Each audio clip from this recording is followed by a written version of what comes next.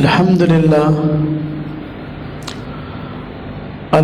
لله نحمده ونستعينه ونستغفره ونؤمن به ونتوكل عليه ونعوذ بالله من شرور أنفسنا ومن سيئات أعمالنا من يهده الله فلا مضل له ومن يضلله فلا هادي له ونشهد أن لا إله إلا الله وحده لا شريك له ونشهد أن سيدنا وسندنا ونبينا ومولانا محمدا عبده ورسوله أما بعد فأعوذ بالله من الشيطان الرجيم بسم الله الرحمن الرحيم الشهر الحرام بالشهر الحرام آمنت بالله صدق الله العظيم اللهم صل على محمد وعلى آل محمد كما صليت على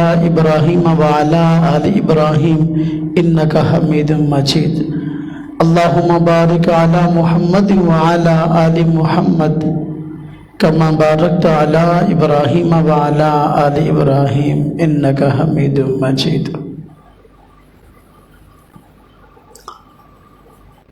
اللہ تبارک و تعالیٰ نے جس دن سے اس کائنات کو پیدا کیا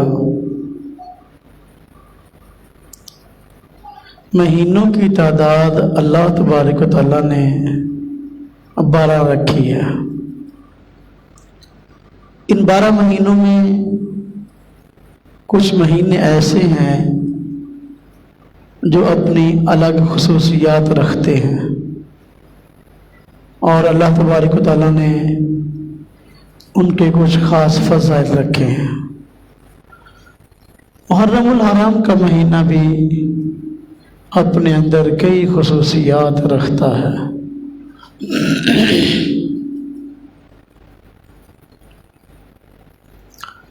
اللہ تبارک و تعالیٰ نے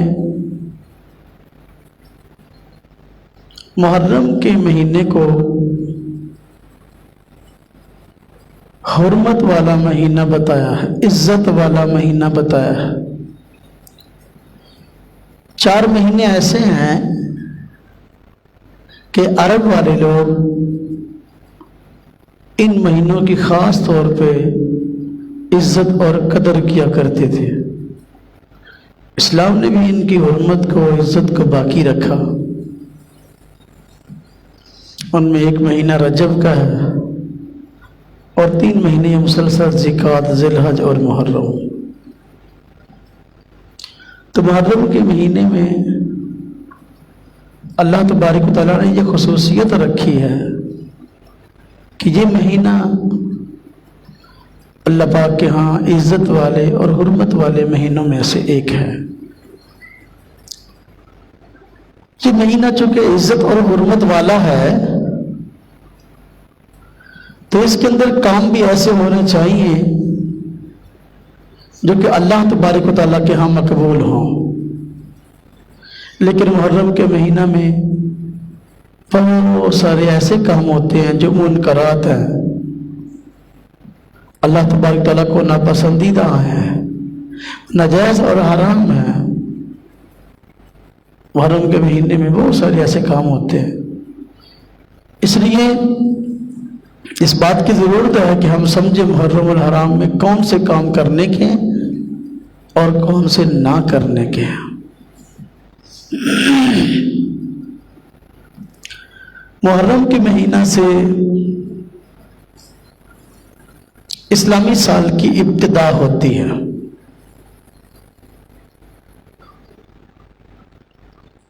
اسلامی سال ذی الحج کے مہینہ پہ ختم ہوتا ہے اور محرم کے مہینہ سے نیا سال شروع ہوتا ہے۔ محرم کا مہینہ ہمیں اس بات کی دعوت دیتا ہے کہ ہم اپنے پورے سال کے اعمال پہ غور کریں، کون سے ایسے اعمال ہیں جو اللہ تبارک تعالیٰ کی رضا کے لیے ہوئے ہیں، تاکہ اللہ تبارک تعالیٰ کے ہاں ان کے بہتر اجر کی امید رکھ سکے۔ اور غور کریں کون سے ایسے کام ہیں جو اس گزرنے والے سال میں ایسے ہوئے ہیں جو اللہ تبارک و تعالیٰ کی ناراضگی کا باعث ہے. پھر ان کاموں سے آئندہ نہ کرنے سے گریز کرے اور اللہ تبارک و تعالیٰ کے ہاں ان ناجائز کاموں پر توبہ اور استغفار کرے.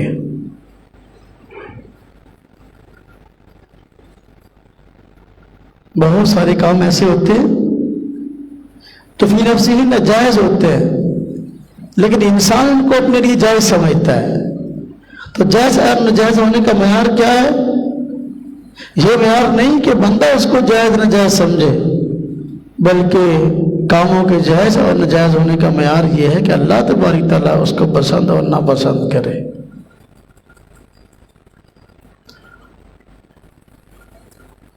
لہذا اپنا محاسبہ کرنے کی ضرورت ہے کہ پورا سال جو ہم نے کام کیے ہیں ان میں سے کتنے کام اللہ کی رضا کے لیے ہوئے ہیں اور نیک ہوئے ہیں اور کتنے برے ہوئے ہیں، تاکہ نیک کاموں پر شکر ادا کیا جائے اور برے کاموں پر اللہ تبارک تعالیٰ کے ہاں توبہ اور استغفار کیا جائے، اور نئے سال کے شروع میں عزم کیا جائے اور اللہ تبارک تعالیٰ کے ہاں وعدہ کیا جائے کہ اللہ آئندہ شروع ہونے والا سال اس میں جو کام ہوں گے ہم آپ کی رضا کے مطابق کریں گے، ہم شریعت کے تقاضے پر عمل کریں گے اور شریعت کے ناجائز کردہ امور سے بچنے کی کوشش کریں گے. ایک کام تو یہ کرنے کا ہے کہ محرم الحرام کے مہینہ میں سابقہ سال میں ہونے والے گناہوں سے توبہ کی جائے اور سابقہ سال میں ہونے والے نیکیوں پر شکر ادا کیا جائے، اور اب یہ عہد کیا جائے کہ آئندہ سال زیادہ سے زیادہ نیک اعمال ہوں گے. محرم الحرام کا مہینہ اس سے اسلامی سال کا آغاز ہوتا ہے. مسلمان عام طور پر اسلامی تاریخوں سے واقف نہیں ہیں آج، اور یہ جو شمسی مہینے ہیں جو انگریزی مہینے ہم کہتے ہیں جنوری، فروری، مارچ، عام طور پر جنوری کے مہینہ میں لوگوں کو پتہ چلتا ہے کہ سال ختم ہو گیا اور نیا شروع ہو گیا، حالانکہ اسلامی سال کی ابتدا محرم سے ہوتی ہے. اور جنوری کی 1 تاریخ کو ہیپی نیو ایئر جو ہے وہ منا رہے ہوتے ہیں، کچھ منا رہے ہوتے ہیں کچھ منوا رہے ہوتے ہیں کہ نئے سال کے آغاز کا دن بطور خوشی کے منایا جائے. حالانکہ شریعت میں بھی ایسی کوئی چیز نہیں ہے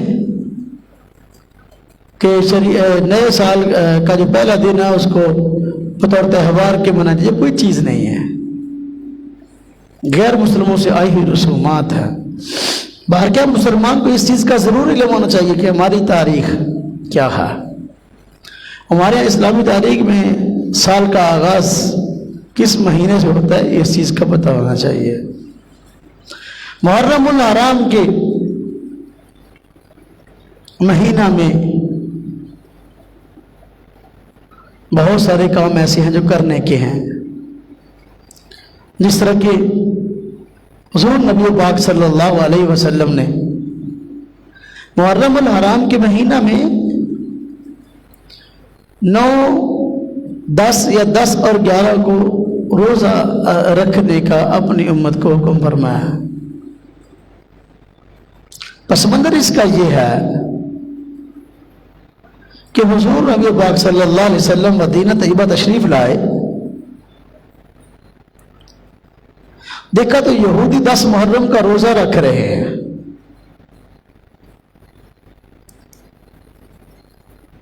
یہودی 10 محرم کا روزہ رکھ رہے ہیں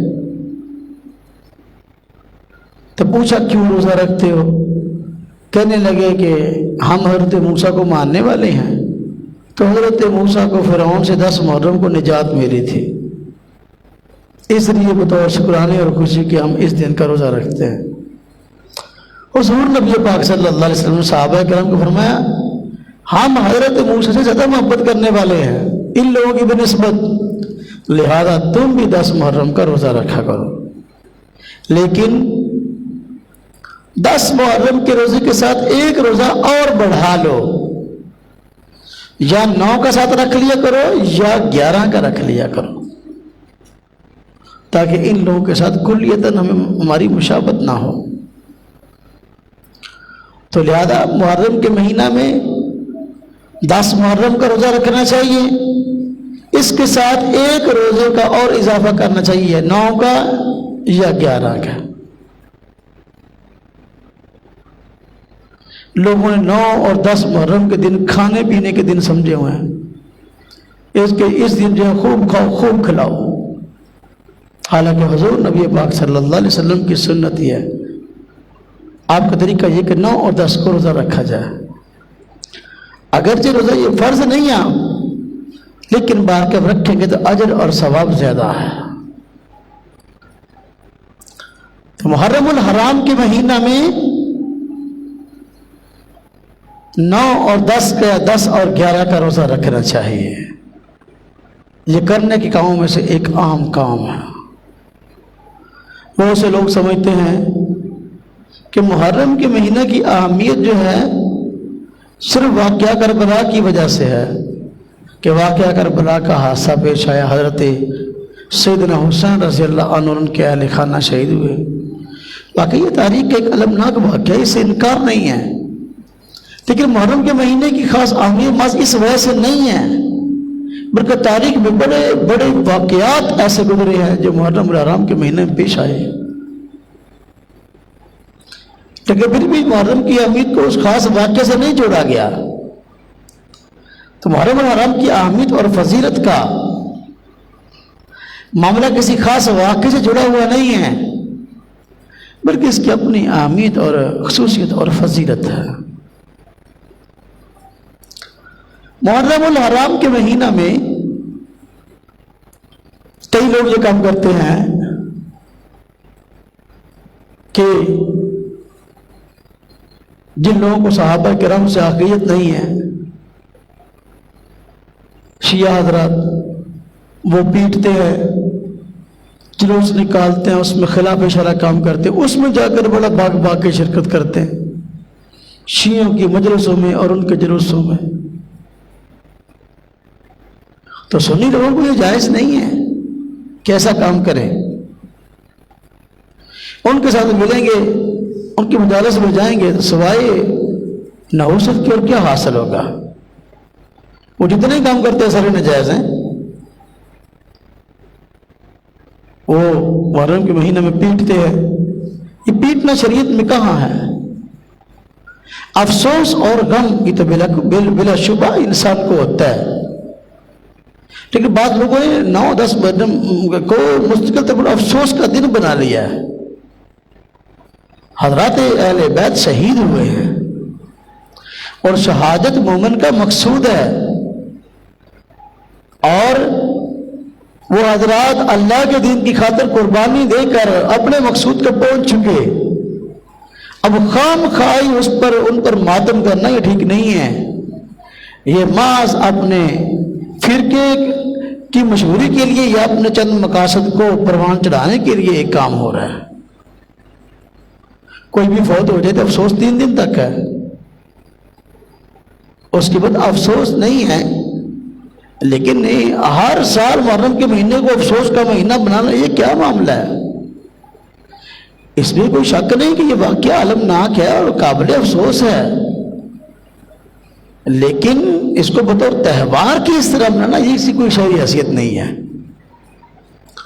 تو شیعہ حضرات جو جلوس نکالتے ہیں ان کے جلوس میں شرکت کرنا ٹھیک نہیں۔ کئی کام ہیں جو ناجائز ہیں، مثلا اب دیکھو پیٹتے ہیں، اپنے گریبان پھاڑتے ہیں اور گریبانوں میں مارتے ہیں، چہروں میں مارتے ہیں، تھپڑ مار رہے ہوتے ہیں، تلواریں مار رہے ہوتے ہیں، خنجر مار رہے ہوتے ہیں۔ حضور نبی پاک صلی اللہ علیہ وسلم نے تو اس سے منع فرمایا ہے افسوس کے موقع پر آپے سے باہر ہونا یہ تو شریعت کا حکم ہی نہیں ہے۔ حضور نبی پاک صلی اللہ علیہ وسلم فرماتے ہیں من ضرب الخدود وشق الجیوب فلیس منا، جس بندے نے اپنے چہرے پر تماچے مارے، اپنے گرے باروں کو پھاڑا، وہ ہم میں سے نہیں ہے۔ والے ایسے محبت کے نام پہ اپنے گریبان پھاڑ رہا ہے اور تلواریں مار رہا ہے اور خنجر مار رہا ہے، وہ جب کہ حضور فرما رہے ہیں ہم میں سے نہیں ہے ایسا بندہ۔ اب یہ کام ہوتے ہیں تازیوں پہ، جلوسوں پہ، اب اس میں ایک اہل بیت کے بت بنائے جاتے ہیں۔ حضرت حسین کا بت بنا لیا، ہاں جی، حضرت اصغر کی شبیہ بنا، شبیہ بت بنا لیا، اس کو شبیہ کہتے ہیں، تو گھوڑے کے اندر ڈالا ہوا ہے، ہاں جی، بت کو، اور لوگ اس کو چوم رہے ہیں، وہ چاٹ رہے ہیں اور رو رہے ہیں، پیٹ رہے ہیں۔ یار وہ کہاں اہل بیت کا مقام کہاں؟ اور یہ جو بت بنائے ہوئے ہیں تو حسین کے نام پہ، حضرت علی اصغر کے نام پہ، اور یہ جو اور منکر، اس کا حقیقت سے کیا تعلق ہے؟ وہ بت کی شان حضرت حسین کے برابر کیسے ہو گئی؟ وہ شبیہ جو تم نے مجسمہ بنایا اس کی شان حضرت علی اصغر کے برابر، علی اکبر کے برابر کیسے ہو گئی؟ یہ محض کاروبار ہے لوگوں سے پیسے بٹورنے کا، پیسے اکٹھے کرنے کا۔ اب وہ گھوڑا نکالتے ہیں، یہ جی حضرت حسین کا گھوڑا ہے، اور بھائی اس کا حضرت حسین سے کیا تعلق؟ تو صدیوں بعد گھوڑا پیدا ہوا، وہ حضرت حسین کا گھوڑا کہاں سے آ گیا؟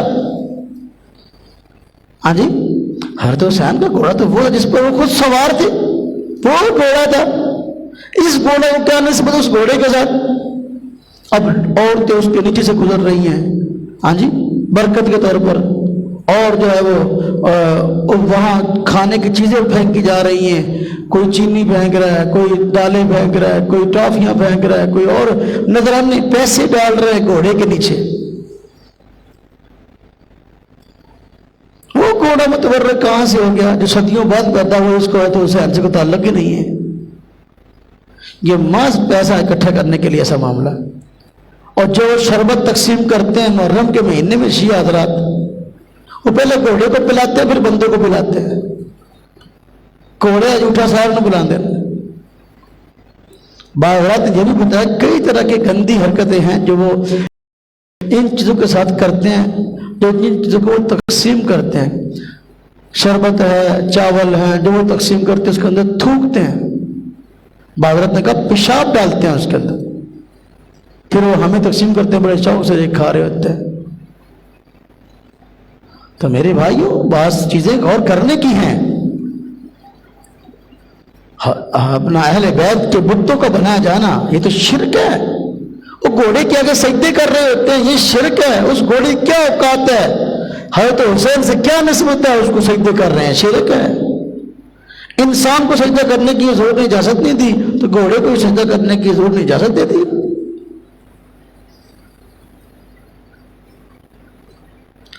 اور کہتے ہیں ہمیں بڑا دکھ ہے جو مالدار شیعہ ہوتے ہیں تو وہ پیٹتے نہیں، وہ آرام سے دیکھ رہے ہوتے، کرسیوں میں بیٹھے۔ غریب لوگوں کو دیہڑی پہ 2-4 ہزار روپے دیہڑی پہ رکھا ہوتا ہے، وہ پیٹتے۔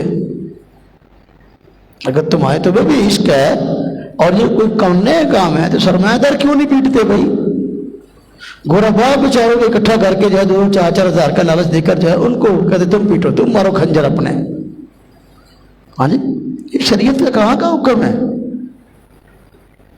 یہ پیٹنا پٹانا، یہ واویلا کرنا، اور یہ تو شریعت اس کا حکم نہیں دیتی۔ شریعت یا ایھا الذین آمنوا استعینوا بالصبر والصلاۃ، اے ایمان والو پریشانی آ گئی، اب اللہ پاک سے مدد طلب کرو نماز کے ذریعے اور صبر کے ذریعے۔ نماز پڑھو، اللہ سے مانگو یا اللہ ہماری یہ مشکل ہے، یہ پریشانی ہے، اس کو دور فرما۔ نماز پڑھو، صبر کرو۔ یہ پیٹنا بٹانا جزا فضا یہ تو شریعت میں ہے ہی نہیں، شریعت کے اصولوں کے خلاف ہے۔ جب سارے کام شریعت کے اصولوں کے خلاف ہو رہے، جو سنی مسلمان وہاں دیکھنے کے لیے جائے گا وہ سب قابل لعنت کام ہے، تو یہ مسلمان بندہ جو ہے اب وہاں شریک ہو کر جو ہے خود جو ہے ان کے ساتھ شریک ہو کر سارے گناہ اپنے ذمہ بھی لے گا۔ یہ کون سا کام ہے کرنے کا؟ پھر وہ جو اشعار پڑھ رہے ہوتے ہیں ان شعروں کے اندر صحابہ کرام کی توہین کر رہے ہوتے ہیں، صحابہ کرام کو برا بھلا کہہ رہے ہوتے ہیں۔ قرآن صحابہ کرام کی شان بیان کرتا ہے، اولئک ہم الراشدون، یہی لوگ ہیں ہدایت یافتہ، اولئک ہم المفلحون، یہی لوگ کامیاب۔ اب وہ اشعار کے اندر، مرثیوں کے اندر، دوڑوں کے اندر وہ صحابہ کرام کی توہین کر رہے ہوتے ہیں۔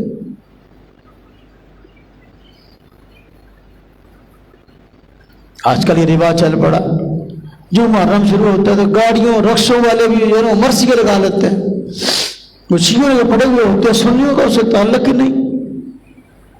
وہ شیعوں کے مرثیے ہیں جن کو وہ پڑھتے ہیں اور اس کے اندر صحابہ کرام کی توہین ہوتی ہے، لیکن ان مرثیوں کو لوگ رکشے والے لگائے ہوئے ہوتے ہیں، وہ پیٹنے کی آواز بھی آ رہی ہوتی ہے اور اپنا مرثیے بھی لگائے ہوئے ہوتے ہیں۔ سننے کے ساتھ اس چیز کا کیا تعلق ہے؟ بن دیکھے بن سنے لوگ بغیر تحقیق کے بھیڑ چال جو ہے، ایک نے لگایا دوسرے نے بھی لگا لیا، دوسرے نے لگایا تیسرے نے بھی لگا لیا۔ تو محرم کا مہینہ یہ بہت سی خصوصیات اور بہت سی فضیلتیں رکھتا ہے، لیکن میرے بھائیوں وہ لوگ جن کو صحابہ کرام سے عقیدت نہیں، شیعہ حضرات ان حضرات کے جلوسوں میں، مجلسوں میں، تعزیوں میں شریک نہ ہو، ان کی تقریریں سنو گے، نیٹ بھرا پڑا ہے، تقریروں کے اندر جو ہے وہ صحابہ کرام کی توہین کرتے ہیں، ابوبکر صدیق کی گستاخیاں کرتے ہیں، حضرت عمر فاروق کی گستاخیاں کرتے ہیں، عثمان کی گستاخیاں کرتے ہیں، صحابہ کرام کی گستاخیاں کرتے ہیں ان تقریروں کے اندر۔ مومن مسلمان سنی کیسے سنتا ہے؟ سنی سن ہو کے رہ گیا، پتہ ہی نہیں سنی کہتے ہیں اس کو۔ ہاں جی، سنی تو وہ ہے جو سنت پہ عمل کرنے والا ہے، یہ عمل تو سنت نہیں جو وہ کرتے ہیں۔ اچھا، محرم کے مہینے میں بہت سارے لوگ نکاح کرنے کو ناجائز سمجھتے ہیں، محرم کے مہینے میں شادی نہیں کرنی، حالانکہ حضور نبی پاک صلی اللہ علیہ وسلم کی شادی محرم کے مہینے میں ہوئی ہے، صحابہ کرام کئی کی شادیاں محرم کے مہینے میں ہوئی ہیں، اسلاف بزرگان دین کئی حضرات کی شادیاں محرم کے مہینے میں۔ یہ کیا مسئلہ ہے کہ محرم کے مہینے میں شادی جائز نہیں ہے؟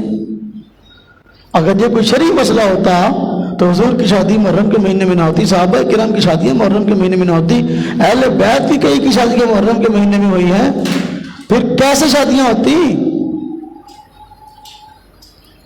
یہ اپنی طرف سے مسئلے گھڑے ہوئے ہیں اور انہی سے متاثر ہو کر یہ سارے کام کیے جا رہے ہیں۔ چونکہ وہ ان دنوں کے اندر روتے پیٹتے ہیں تو لہذا ان سے متاثر ہو کر کے محرم کے مہینے میں شادی جائز نہیں، حالانکہ یہ بات بالکل غلط ہے۔ اور اسی طرح محرم کے مہینہ میں بعض لوگ یہ سمجھتے ہیں کہ بچی کی شادی ہوئی ہے نا، بچی کی شادی ہوئی ہے تو محرم کے مہینے میں میکو کے ہاں چلی جائے، ماں لینے کے لیے آئی تھی، جی محرم آ گیا ہماری بچی ہمارے گھر پہ ہی تھے، نہیں شادی ہوئی محرم کے مہینے میں بچی کو میکے والے لینے کے لیے آ گئے۔ عجیب بات ہے، یہ کون سا مسئلہ ہے کہ جس بچی کی شادی نہیں ہوئی ہے اب وہ تو محرم کے مہینے میں اپنے سسرال نہیں رہ سکتی، لیکن جو پرانی ہے وہ رہ سکتی ہے؟ یہ کیا مسئلہ ہے؟ یہ خام خواہ کے مسئلے ہیں، بلکہ مسئلے نہیں بلکہ ڈکسلے ہیں۔ اچھا، جو ماں اپنی بچی کو لے کر آئی ہے محرم کے مہینے میں، اپنے گھر لے آئی ہے سسرال سے بچی کو، یہ عورت جو ہے نا اپنے میکے آ جائے، پھر یہ اماں جی بھی چلی جائے اپنے میکوں کے یہاں، پھر اس کے لیے کوئی افسوس نہیں محرم کے مہینے میں، اس بچی کے لیے افسوس ہے بس۔ عجیب بات ہے، بس اوقات بچیاں محرم کے مہینے میں اپنے میکوں کے یہاں نہ جائے، سسرال سس جو ہے وہ کہتے تیرے لینڈ نہیں آیا، کوئی محرم آ گیا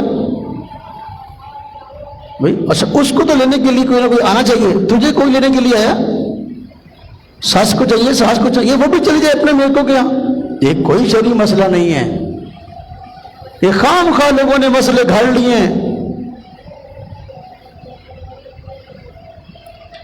اچھا، محرم کے مہینہ میں بہت سارے لوگ نظر و نیاز کرتے ہیں. یہ بات یاد رکھیں، نظر اللہ کے لیے ہوتی ہے، غیر اللہ کے لیے نہیں ہوتی. ہاں اصالہ ثواب برحق ہے. اگر آپ بزرگان دین کے نام پہ اصالہ ثواب کرتے ہیں، اہل بیت کو اصالہ ثواب کے لیے کوئی چیز پکاتے ہیں اور تقسیم کرتے ہیں، اس میں کوئی حرج نہیں ہے. لیکن یہ کہ نظر ان کے نام پہ چڑھاوا یا نظر، یہ ٹھیک نہیں ہے. یہ اللہ کے نام پہ ہونا چاہیے معاملہ. اور وہ یہ کام کرتے ہیں شیعہ حضرات، ان کی دیکھا دیکھی مرے سننی بھی شروع ہو جاتے ہیں. اصالہ ثواب برحق ہے، ان کے نام پہ صدقہ کریں اور مستحقین کو کھلائیں، کوئی حرج نہیں ہے. لیکن نظر لغیر اللہ، اللہ کے علاوہ کے لیے نظر، یہ ٹھیک نہیں ہے.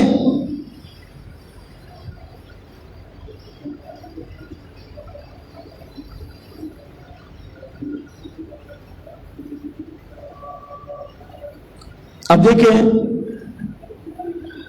محرم کا مہینہ آتا ہے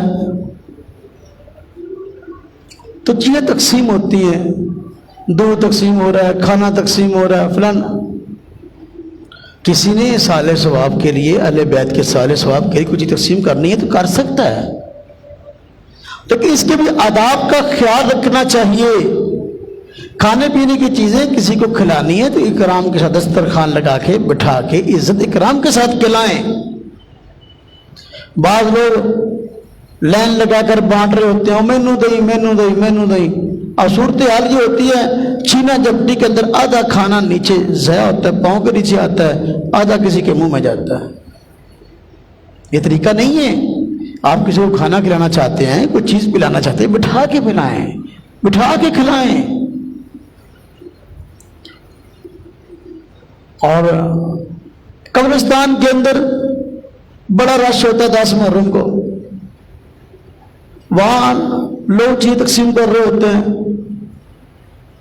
تو بھائی چیز تقسیم کرنی ہے، میں نے عرض کیا کوئی چیز کھلانی ہے، اصالہ ثواب کے لیے آپ کھلاتے ہیں، اپنے بڑوں کے اصالہ ثواب کے لیے، کسی اور کے لیے جائز ہے.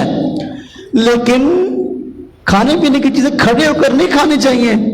ادب احترام. وہاں قبرستان میں نہ یہ کام کریں، قبروں کی بے حرمتی ہوتی ہے.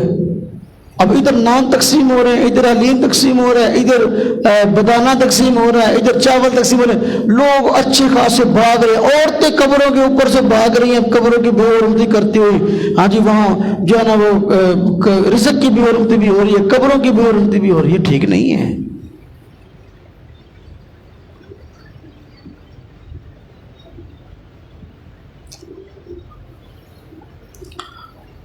اور بعض لوگ یہ سمجھتے ہیں محرم کا مہینہ آئے تو محرم کے مہینہ کے اندر قبرستان میں جا کر قبروں پر مٹی ڈالنا بھی کوئی مسئلہ ہے. ضرور سمجھتے ہیں قبرستان میں جانا ہے محرم کے مہینے میں اور وہاں جا کے مٹی ڈالنی ہے. یہ کوئی شرعی مسئلہ نہیں کہ محرم کے اندر مٹی ڈالنا ضروری ہے قبر پر، نہ. بلکہ اگر کوئی قبر اللہ معاف فرمائے اس طرح بارشیں ہو رہی ہیں، قبر بیٹھ گئی ہے، قبر کا نشان مٹ گیا ہے، ہاں جی قبر میں سوراخ ہو گیا ہے، ایسی قبر پر مٹی ڈالیں اور اس کو سیدھا کریں تاکہ قبر کی بے حرمتی نہ ہو. کوئی قبر کے اوپر پھلانگے نہ، یا وہ اپنا اس کو پتہ نہ چلے کہ یہاں قبر ہے، نشان مٹ گیا تو قبر کا نشان ضرور بنائیں. یہ تو ٹھیک ہے، لیکن اس چیز کا تعلق محرم کے ساتھ تو نہیں ہے. یہ پورا سال کبھی بھی کوئی اپنا کوئی قبر اس طرح خراب ہو جائے آپ جا کے صحیح کر سکتے ہیں. لیکن بعض لوگوں نے 9-10 محرم کو خاص طور پہ یہ مسئلہ سمجھا ہوا ہے کہ 9-10 محرم کو جو ہے قبروں پر مٹی ضرور ڈالنے کے لیے جانا. یہ کوئی مسئلہ نہیں ہے. اچھا بعض لوگ قبر مٹی سے مٹی ڈالتے جاتے ہیں. ہر سال ٹرالی مٹی کی جو ہے نا وہاں لدوائی اور وہاں پر جا قبر کے اوپر ڈال کے آ گئے. اب قبر پہلے بیچاری اتنی اونچی تھی، اب اتنی ہوئی، اب اتنی ہوئی قبر. حالانکہ خلاف سنت ہے. ایک ہاتھ سے زیادہ قبر اونچی نہیں ہونی چاہیے. حضور کا فرمان ہے جنت البقیع میں دیں اللہ سب کو لے جائے مدینہ شریف. وہاں جا کے دیکھے بڑے بڑے صحابہ اہل بیت کی قبریں ہیں، ہاں جی، تو اتنی اونچی ہیں، زیادہ اونچی نہیں ہیں، جا کے تو دیکھے یہ اتنی اونچی قبریں بناتے ہیں، مٹی ڈالتے جاتے ہیں، مٹی میں مٹی ڈالتے جاتے ہیں، کیا مسئلہ ہے؟ اتنی مٹی قبر کے اوپر ہونی چاہیے، قبر کا نشان باقی رہے تاکہ کوئی بندہ قبر کی بے حرمتی نہ کرے، لیکن خام خواہ مٹی ڈالتے جانا یہ کوئی مسئلہ نہیں ہے۔ اور محرم کے مہینے کا اس چیز کے کوئی تعلق نہیں ہے، جب بھی قبر پہ بیٹھ جائے، جب بھی قبر کے نشان مٹ جائے، سال میں کبھی بھی مٹی ڈال سکتے ہو۔ اور قبرستان میں قبر پہ مٹی ڈالنے کی نوبت آئے تو مردوں کو جانا چاہیے، اپنی عورتوں کو نہیں بھیجنا چاہیے۔ قبرستان میں عورتیں جا رہی ہوتی ہیں، منہ ننگے ہیں، وہاں لڑکے بھی پھر رہے ہیں، وہاں لڑکیاں پھر رہی ہیں، قبر پہ مٹی ڈالنے کے نام پہ، ہاں جی، وہاں پر بد نظری ہو رہی ہے، لڑکے لڑکیوں کے پیچھے پھر رہے ہیں۔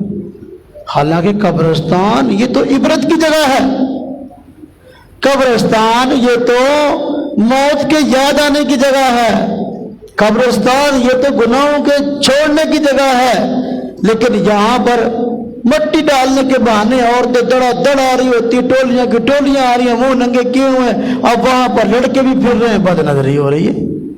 اگر قبر پر مٹی ڈالنے کی ضرورت ہے، آپ سمجھتے ہیں کہ ضرورت ہے، تو بھئی مرد جائیں، مرد کہاں گئے؟ گھر میں مرد نہیں ہے؟ اب دیکھو نا کہ بندہ فوت ہو جائے تو میت کو دفن کرنا،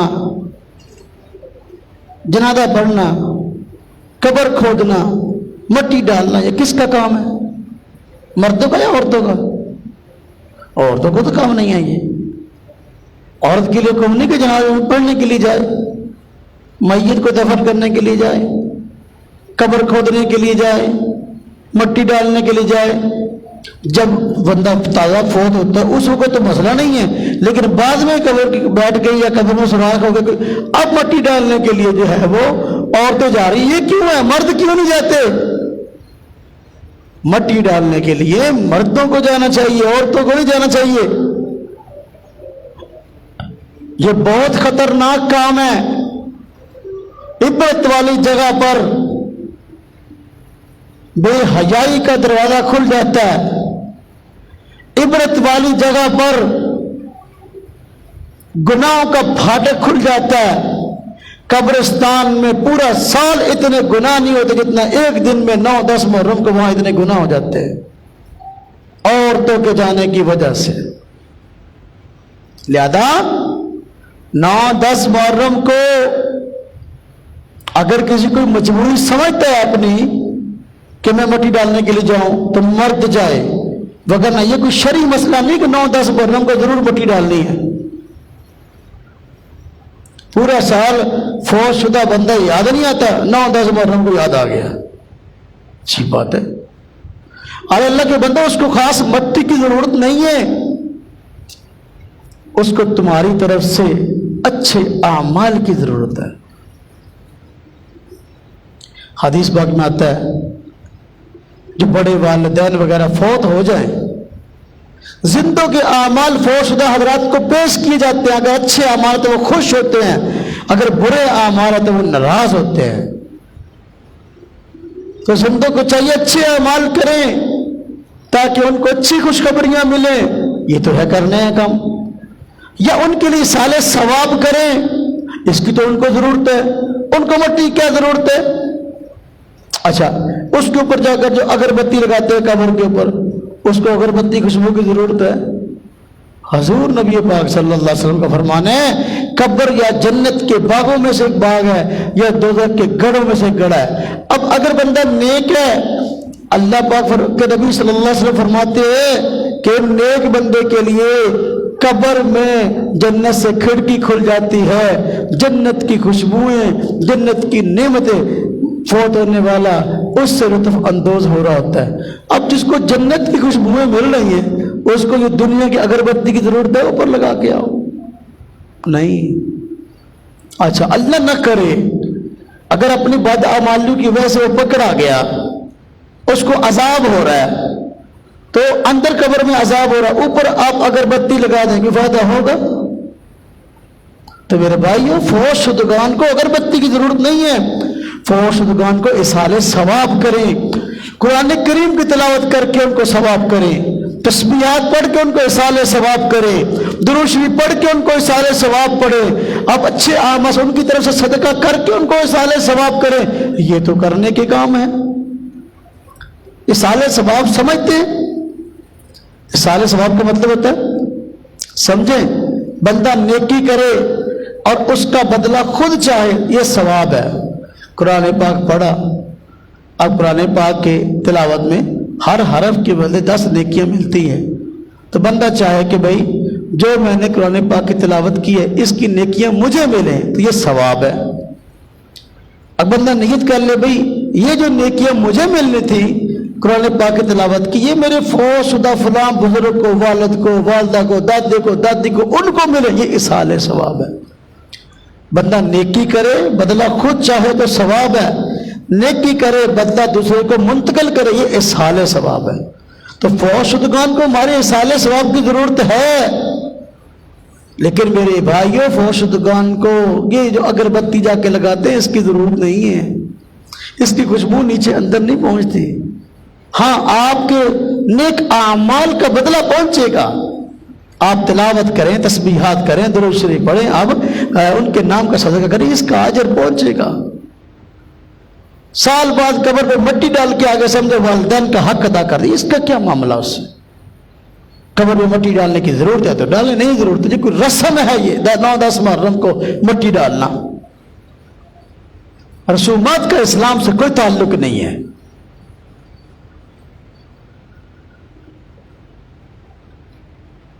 عورتوں کو نہ بھیجیں، مردوں کو بھیجیں۔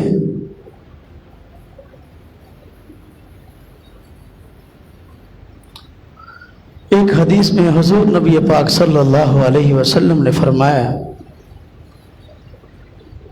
کہ 10 محرم الحرام کو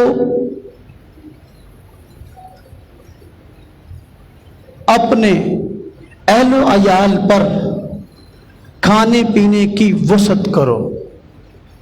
جو بندہ 10 محرم کو اپنے اہل و عیال پر کھانے پینے کی وسعت کرتا ہے، فرمایا پورا سال اللہ تبارک و تعالیٰ اس کے رزق میں اضافہ اور برکتیں نازل فرمائیں گے۔ اور یہ کام کرنے کا ہے، یعنی 10 محرم کو ایک کام تو کرنے کا تھا کہ روزہ رکھنا ہے۔ حضور کا فرمان ہے 10 محرم کو روزہ رکھو، اس کے ساتھ یا 9 ملا لو یا 11، یہ 2 روزے ہیں۔ اب افطاری کے وقت اچھی چیزیں گھر میں پکاؤ اور گھر والوں کو کھلاؤ، یہ بھی ثواب کا کام ہے۔ اچھی چیز گھر والوں کو کھلانا پکانا پورا سال رزق میں برکت کے لیے بہترین وظیفہ ہے۔ اچھا، بات وہ سمجھتے ہیں کہ دوسروں کو تقسیم کریں تب بھی فائدہ ہے۔ دوسروں کو تقسیم کریں، اگر صدقہ کرتے ہیں تو اس کا ثواب اپنی جگہ پر ہے، لیکن اپنے گھر والوں کو کھلانا اچھی چیز پکا کر 10 محرم کو، یہ رزق میں برکت کے لیے بہترین چیز ہے۔ تو بعض کام ایسے جو مسنون ہیں اور کرنے کے ہیں، اور بعض کام ایسے جو رسومات ان مہینوں میں چل پڑتی، ہاں جی، اس چیز کا تعلق نہیں۔ اچھا، بعض لوگ سردیوں کے موسم میں بھی، اب تو گرمی ہے، شربت تقسیم کرتے ہیں۔ چلو گرمی میں تو بات سمجھ میں آئی کہ بھئی میٹھا شربت ہے، کسی کی پیاس ہو جائے گی ثواب ہوگا، چاہے اپنے لیے چاہے اہل بیت کے لیے سال ثواب کے لیے اچھی بات ہے، چلو کوئی مسئلہ نہیں۔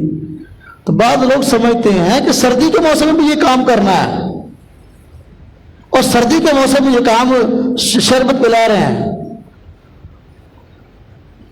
رسموں کے پیچھے نہ پڑے، یہ کام شیعہ حضرات کے جاری کردہ ہے، سنیوں کا اس سے تعلق نہیں ہے۔ اب آپ پانی تقسیم کریں گے، اہل بیت کو پانی پہنچے گا، یہ ثواب پہنچے گا۔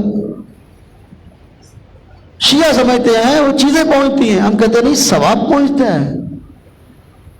بات سمجھ میں آئی؟ اب اہل بیت جنتی لوگ ہیں، انہوں نے قربانی دی اسلام کے لیے، اللہ تبارک و تعالیٰ نے دنیا میں ان کے نام کو چمکا دیا اور ان کے مخالفین ہمیشہ کے لیے ذلیل ہوئے۔ یہ بات تو اپنی جگہ ہے، لیکن اب شہداء ہیں۔ اللہ پاک نے قرآن کریم میں شہداء کے متعلق فرمایا وَلَا تَقُولُوا لِمَنْ يُقْتَلُ فِي سَبِيلِ اللَّهِ أَمْوَاتٌ، جو لوگ اللہ کے راستے میں شہید ہو جائے ان کو مردہ نہ کہو، بل احیاء، بلکہ زندہ ہیں، عند ربهم یرزقون، اللہ پاک کی طرف سے ان کو روزی ملتی ہے۔ اب یہ قرآن کہہ رہا ہے کہ شہید ہو گئے اللہ پاک کے یہاں زندہ، اور اللہ پاک کی طرف سے ان کو روزی ملتی ہے۔ اب ان کو تمہارے دنیا والے یہ شکنجوی کی ضرورت ہے، تمہاری نہیں، جنت کی بہترین نعمتیں استعمال کر رہے ہیں۔ ہاں ایصال ثواب کرو تو وہ اصل میں آتی ہے۔ ایک بندہ مجھے کہنے لگا جی شکنجوی تقسیم کرو، شکنجوی پہنچے گی یا ثواب؟ میں نے کہا ثواب پہنچے گا تو نہیں، شکنجوی پہنچنی ہے۔ میں کتنا پہنچنی یار، پیتے میں گیا، پی کے ڈکار میں مار لے، پیشاب میں کر لے، اور شکنجوی کہیں پہنچنی ہے؟ ثواب مست ایک بندہ پیے ثواب پہنچے، سارے ثواب پر حق ہے۔ ان کو ہماری دنیا کی شکنجویوں کی ضرورت نہیں ہے، ہمارے دنیا کے چنے والے چاولوں کی ضرورت نہیں ہے، دال والے حلیم کی ضرورت نہیں ہے، وہ جنت کی نعمتیں استعمال کر رہے ہیں۔ اس لیے دین کو سمجھیں۔ محرم کے مہینہ کے اندر کئی بدعات ہیں جو کہ دین کے نام پہ ہو رہی ہیں، اور طریقہ بھی کوئی نہیں کام کرنے کا۔ میں اس کیا پہلے بہت سارے رواج ہوتا سی، ہوں تو کچھ کٹ گیا، پنڈا جھلے بھی بہت ہیں۔ چونکہ یہ بیان تو ہمارا پوری دنیا میں لوگ سنتے ہیں، ہم تو پھر بات ساری کرتے ہیں۔ پہلے یہ روایت ہے کجیاں ٹوٹیاں لیتے تھے، وہ بنی ہوئی مٹی کی بنی ہوئی چھوٹے چھوٹے برتن جو ہے نا، اب اس میں چیز ڈال ڈال کے تقسیم کر رہا ہے۔ واہ سخاوت تیری، کیا سخی ہے بھائی۔ 1 کلو چاول پکا لیے، ہاں جی 100 کجی ٹوٹی لا کے تھوڑا تھوڑا انہیں نہ پا کے دے رہے سخی صاحب۔ اب بھائی کسی کو دینا ہے اس کو دسترخوان لگا کے بٹھا کے کھلاؤ نا، پیٹ بھر کے کھلاؤ، مزہ بھی آئے۔ وہ بھی کہے مجھے کسی نے کچھ کھلایا ہے، اور کجی ٹوٹی لیندے آتے نیانے لڑ لڑ کے آپس ڈول لیندے اور آج ٹوٹ جاندیاں، اور کئی وہ کیا سال ثواب کا طریقہ ہے۔ تو میری بھائیوں یہ سال ثواب برحق ہے، اور یہ مرحومین کا حق ہے۔ زندوں کو چاہیے کہ سال ثواب کریں، لیکن سال ثواب کا طریقہ ٹھیک ہونا چاہیے۔ محرم الحرام کی یادیں حضرت سیدنا حسین رضی اللہ عنہ اور آپ کے گھر والوں کے ساتھ جڑی ہوئی ہیں، اس میں کوئی شک نہیں۔ ان کے ساتھ محبت ہونی چاہیے، ان کے نام پہ سال ثواب ہونا چاہیے، لیکن غیروں سے متاثر نہ ہو، طریقے غیروں سے نہ لیں، طریقے شیعوں سے نہ لیں۔ اہل بیت کے ساتھ محبت کا طریقہ وہ جو ہمیں سنت نے سکھایا ہے، جو ہمیں حضور نے سکھایا، اس طریقے کو لے۔ محبت کے طریقے ایسے ایجاد نہ کریں جو جس کا شریعت میں کوئی ثبوت نہیں ہے۔ اب ایک بندہ اب طریقہ کار چل پڑا، چھوٹے چھوٹے معصوم بچے جس کی عمر 1 سال 1.5 سال 2 سال 2.5 سال، اس کو اٹھایا ہوا ہے، ہاں جی یہ اہل بیت سے محبت کا طریقہ ہے۔ اس کے سر پہ جو ہے نا چھری سے ٹک لگاتا ہے، ہاں جی ٹک لگا خون نکالتا ہے، پھر اوپر ہاتھ بڑھتا ہے، یا حسین یا حسین یا حسین۔ یہ کون سی نہیں کی ہے؟ یہ کون سا محبت کا طریقہ ہے؟ یہ کون سا محبت کا طریقہ ہے؟ یعنی چھوٹا بچہ اس کے سر پہ چھری پہ ٹک لگایا، جب خون نکلا اور اوپر ہاتھ مارا، یا حسین یا حسین یا حسین یا حسین۔ یہ نیکی ہے، یہ اہل بیت سے محبت کا طریقہ ہے۔ حضور نبی پاک صلی اللہ علیہ وسلم نے گریبان پھاڑنے کو، منہ پہ تماچے مارنے کو، ایسی حرکات کو فرمایا یہ ناجائز ہے۔ فلیس منا من ضرب الخدود، جو چہرے پہ تماچے مارے وہ شکل جھک گریبانوں کو پھاڑے، فلیس منا، ہم میں سے نہیں، حضور کا فرمان ہے۔ یہ کیا طریقہ ہے؟ دیکھا دیکھ کے لوگ شروع ہو جاتے ہیں۔ پہلے تھا خود پیٹے، اب چھوٹے چھوٹے بچوں پر جو ہے ظلم کر کے، چھوٹے چھوٹے بچوں پر، ہاں جی جانوروں پر ظلم کرتے ہیں، جانور کو اونٹ کو کھڑا کر لیا، ہاں جی گائے کو کھڑا کر لیا، اب اس پر تیر مار رہے ہیں، یہ کیا جی ماتم ہو رہا ہے، اونٹ کو مار رہا ہے۔ واہ تیری بہادری۔ میرے بھائیو دین کو سمجھیں، اہل بیت کے شہادت کا غم ہر ایک کو ہے، لیکن اسلام نے ہمیں خوشی کا طریقہ بھی بتایا، غمی کا طریقہ بھی بتایا۔ اسلام مکمل ایک ضابطہ حیات ہے، کوئی چیز ایسی نہیں جو اسلام نے نہیں بتائی۔ غم آیا، اسلام نے ہمیں صبر کرو، ان اللہ مع الصابرین، اللہ پاک صبر کرنے والوں کے ساتھ۔ یہ بے صبری ہے، رونا پیٹنا یا سب کچھ کرنا، یہ بے صبری ہے۔ شریعت کا اس چیز سے کیا تعلق ہے؟ نعمت ملے تو شکر کرو، مصیبت آئے تو صبر کرو۔ یا ایھا الذین آمنوا استعینوا بالصبر والصلاۃ، میں ایمان والو مدد مانگو، کس سے؟ نماز سے، صبر سے۔ پریشانی آ گئی، نماز پڑھو، اللہ سے مانگو، نماز پڑھ کے یا اللہ یہ مصیبت آئی اس کو ٹال دے، یہ پریشانی ہے اللہ ٹال دے، یہ دکھ ہے اس کو ٹال دے۔ نماز پڑھو اور صبر کرو۔ وہ صبر مومن کا بہت بڑا ہتھیار ہے۔ یہ تو سب بے صبری کے مظاہرے ہیں جو ہوتے ہیں۔ تو اللہ تبارک و تعالیٰ سے دعا کرنی چاہیے کہ اللہ تبارک و تعالیٰ دین اسلام کی ہمیں صحیح فہم، صحیح سمجھ عطا فرمائے، اور پھر اس پر صحیح معنی میں چلنے کی توفیق عطا فرمائے۔ بس وقت بندہ وہ کام کر رہا ہوتا ہے اس کو نیکی سمجھ رہا ہوتا ہے، حالانکہ وہ گناہ ہوتا ہے۔